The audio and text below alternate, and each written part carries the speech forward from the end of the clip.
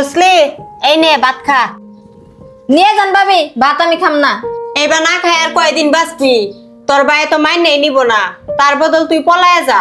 কিন্তু ভাবি, ভাইয়ের যে রাখ, আমি যদি পলাইয়া যাই ভাই তো তোমার মাইরা শেষ দিব।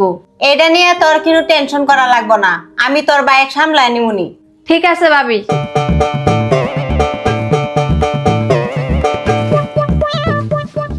এই নে তুই যা।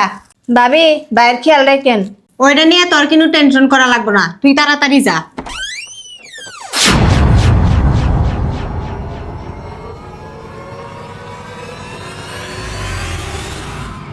আসমা,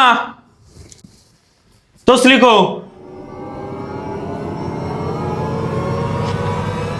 ভাই, আমি রুবেলের সাথে সুখে আছি। তোমরা দুইজন আঙ্গের জন্য দোয়া করো। ভাই সারপ্রাইজ।